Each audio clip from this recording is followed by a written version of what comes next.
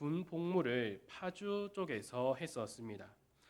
제가 근무했던 부대는 1년에 한 3개월씩 정도를 최전방에 있는 탄약고에 가서 경계 근무를 섰습니다. 최전방에 있는 탄약고다 보니까 우리는 다른 훈련을 하지 않고 24시간 동안 3교대로 산을 타면서 탄약고를 지키는 경계 근무를 했습니다. 여름에는 더위와 모기와의 싸움이었고 겨울에는 추위와의 싸움이었습니다. 가끔 초소에서 보초를 서고 있을 때면 고란이나 멧돼지가 와서 반겨주기도 했습니다.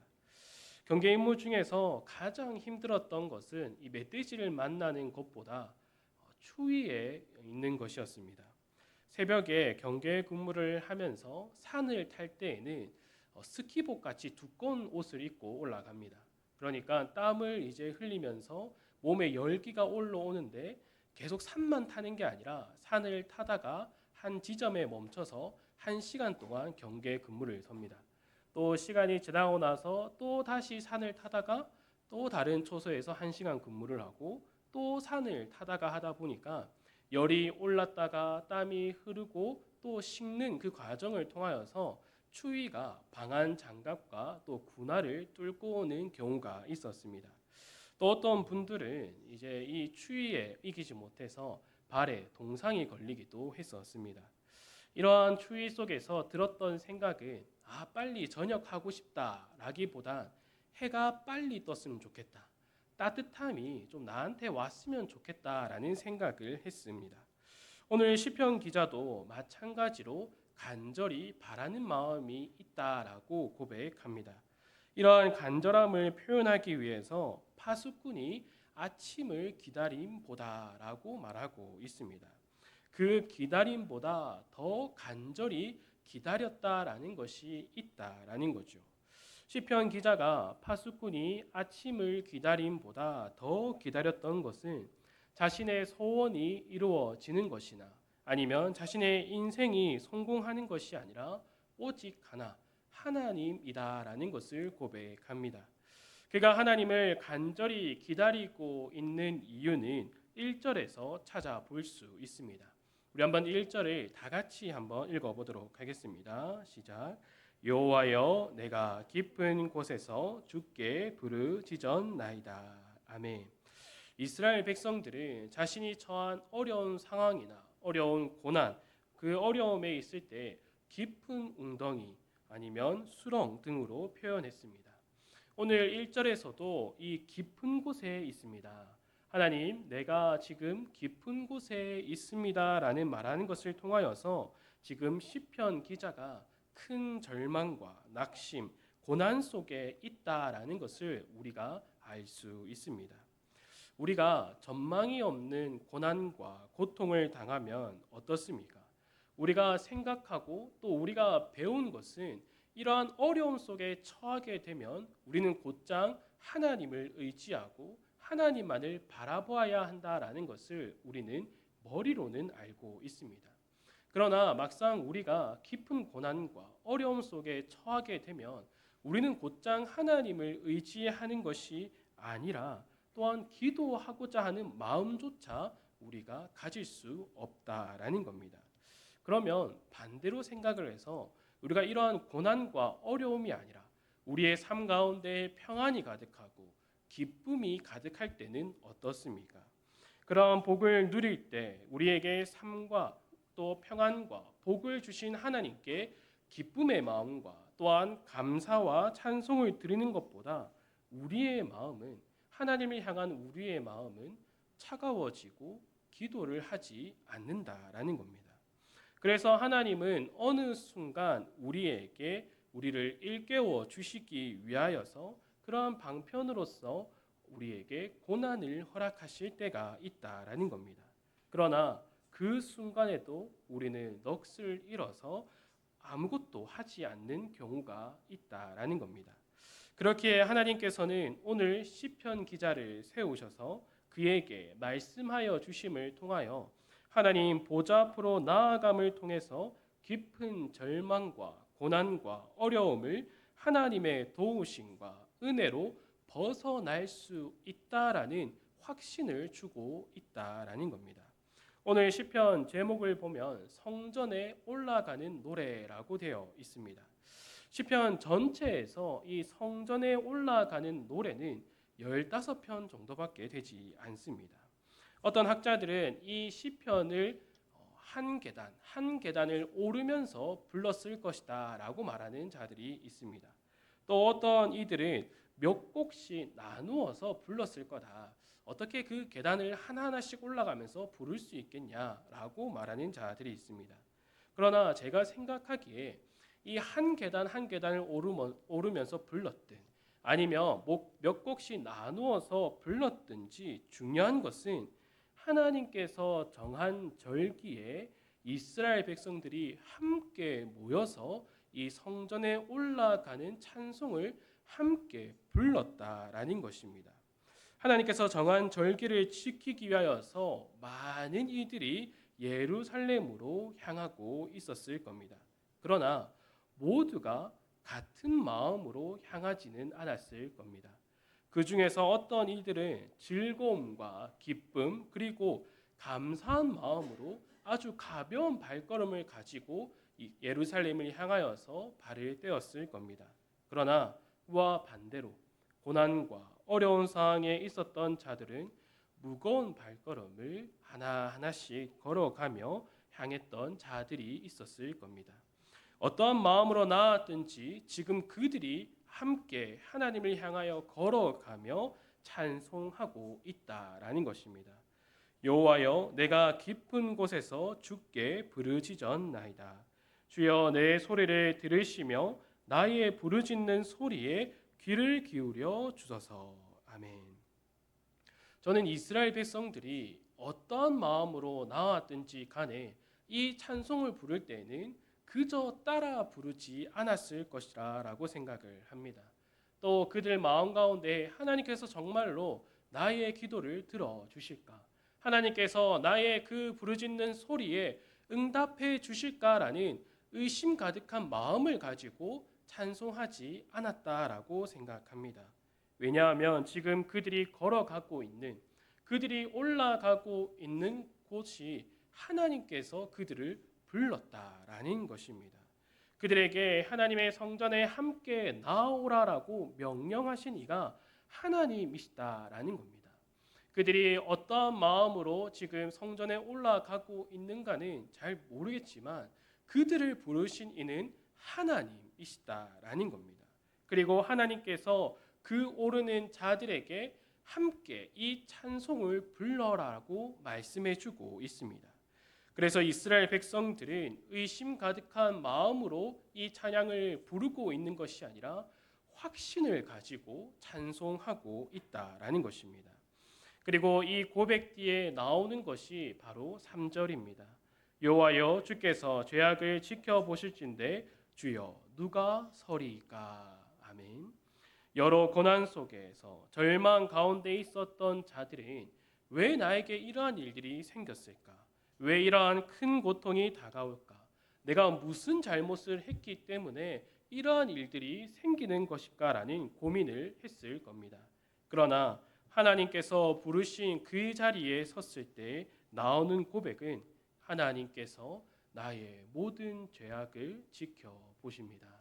하나님께서 내 마음을 감찰하시는 분입니다. 나의 행동, 나의 말, 내 생각, 내 마음, 내 심령까지를 지켜보시는 이는 하나님밖에 없습니다 라는 고백을 한다라는 것입니다. 나에게 다가온 모든 일들을 주관하시고 허락하시는 이가 하나님이십니다 라는 고백하면서 제가 그 앞에 엎드려 하나님만을 바라보겠습니다 라는 그 마음의 변화가 지금 일어나고 있다라는 겁니다. 하나님 앞에 서서 엎드려 또한 나의 모든 것들을 고백하고 나서 나를 돌아보니 내가 마주하고 있었던 이 상황들, 어려움들이 하나님께서 냉랭하고 안일한 상태에 있었던 나를 일깨워 주시기 위하여서 허락한 상황들이구나라는 것을 깨닫게 된다라는 겁니다. 또 하나님께서 나를 더욱더 굳센 믿음으로 만들어 가시기 위하여서 이러한 일들을 허락해 주셨구나라는 것을 지금 깨닫고 있다라는 거죠. 그러나 그것을 깨닫지 못하고 원망하고 좌절하고 세상을 의지하려고 했던 모습, 어떻게든 이 상황을 내 힘으로서 벗어나고자 발버둥 쳤던 모습들, 또 그렇게 되지 않자 곧바로 화를 쏟아부었던 모든 일들이 내가 하나님을 의지하지 못해서 하나님만을 바라보지 못해서 일어난 나의 나약하고 미련하고 악한 본성을 가진 나의 모습이었구나라는 것을 지금 돌아보게 된다라는 것입니다.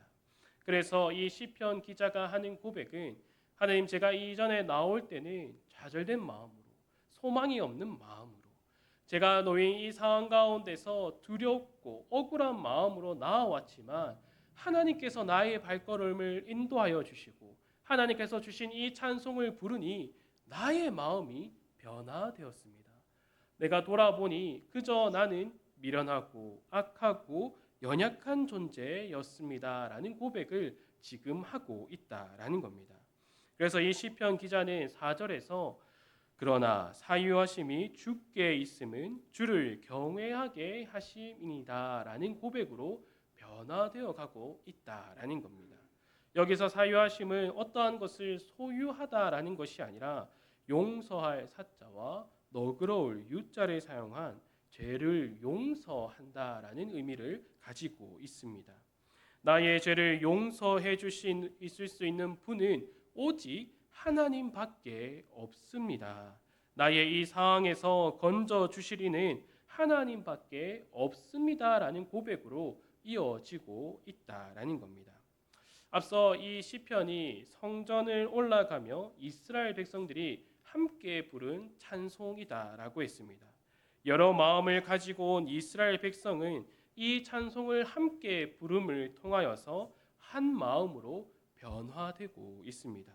여기서 우리가 알 수 있는 것은 우리의 마음의 변화, 생각의 변화를 나 스스로가 변화시키는 것이 아니라 하나님께서 말씀으로 우리의 생각과 우리의 마음을 즉각적으로 변화시켜 주신다라는 겁니다. 주 안에 사랑하는 성도 여러분, 오늘 어떤 마음으로 이 자리에 나오셨습니까? 아마 제 각각의 마음을 가지고 나왔을 겁니다. 우리가 여러 마음을 가지고 이 자리로 나왔지만 우리가 분명하게 알아야 할 것이 있습니다. 오늘 이 자리로 부르신 이는 바로 하나님이시다라는 겁니다. 우리가 집을 나설 때 우리의 발걸음을 옮길 수 있도록 하신 이가 하나님이시다라는 겁니다. 그리고 하나님께서 우리를 하나님 보좌 앞으로 불러주셨습니다. 우리 스스로가 하나님 앞에 선 것이 아니라 하나님께서 우리를 불러주셨다라는 것을 꼭 기억하시기를 바랍니다. 그리고 그 하나님께서 우리의 마음을 말씀으로 변화시켜 주신다라는 겁니다. 오직 하나님만을 부르짖는 마음으로 우리가 오직 하나님만을 바라볼 수 있도록 우리의 마음을 변화시켜 주십니다. 이를 깊이 경험하는 우리 모든 성도들이 되기를 간절히 소망합니다. 하나님은 이 시편 기자를 통하여서 변화된 마음을 가진 성도들에게 한 가지를 더 알려주고 계십니다. 지금은 하나님만을 의지하고 하나님의 도우심에 대한 확신을 가지고 살아가는 그 마음으로 변화되었지만 돌아서면 다시금 이 마음이 변화된다라는 것입니다. 여전히 우리가 미련하고 악한 마음을 가지고 우리 앞에 놓인 상황들을 알지 못하며 절망과 금신과 또한 걱정이 가득한 마음으로 하나님을 의지하지 못하고 하나님만을 구하지 못하는 그런 마음으로 즉각 변화된다라는 것을 하나님께서 우리에게 알려주고 있습니다. 그래서 하나님은 우리가 그 말씀으로 변화된 마음을 가지고 우리가 무엇을 구하며 살아가야 하는지 또 어떠한 모습으로 살아가야 하는지에 대해서 우리에게 이어서 말씀해 주십니다. 함께 오늘 본문 5절에서 7절까지의 말씀을 한번 읽어보도록 하겠습니다. 시작. 나 곧 내 영혼은 여호와를 기다리며 나는 주의 말씀을 바라는도다. 파수꾼이 아침을 기다림보다 내 영혼이 주를 더 기다리나니 참으로 파수꾼이 아침을 기다림보다 더하도다. 이스라엘아 여호와를 바랄지어다. 여호와께서는 인자하심과 풍성한 속량이 있음이라. 아멘. 우리의 영혼과 또한 마음의 중심은 늘 하나님을 의지해야 하며 하나님의 말씀을 사모해야 하는 성도로서의 모습을 지금 알려주고 있습니다. 이를 아침을 기다리는 파수꾼의 기다림으로 표현해주고 있습니다. 이 기다림에 대해서 두 가지 차원으로 우리가 볼 수 있습니다. 첫 번째는 깊은 밤부터 성문을 지키며 조금이라도 빨리 아침이 왔으면 좋겠다라는 간절한 마음을 가진 파수꾼의 모습입니다. 두 번째로는 성문을 지키는 파수꾼은 저녁에만 그 성문을 지키지 않습니다. 아침에도 그 성문을 지켜야 합니다. 아침에도 성문을 지키는 것이 파수꾼에게 주어진 임무이자 역할입니다. 새벽에 성문을 지키는 파수꾼이 있으며 또 아침에 성문을 지키는 파수꾼이 있다라는 겁니다.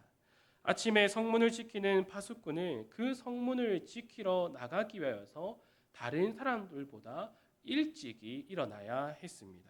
그리고 일찍이 일어나 정신을 차리고 갑옷과 또한 무기를 챙겨 성문만을 바라보며 가게 됩니다. 즉 하나님은 우리에게 변화된 마음이 또 다른 어리석은 마음으로 변화되지 않도록 간절함과 깨어있음과 우리의 마음을 변화시키는 것들과 싸우는 그 복장을 갖추어야 한다라는 것을 이 파수꾼의 기다림으로써 우리에게 알려주고 있는 것입니다. 그리고 우리에게 이 모든 것을 스스로 갖추고 혼자서 그 싸움을 싸우라라고 말하고 있지 않습니다.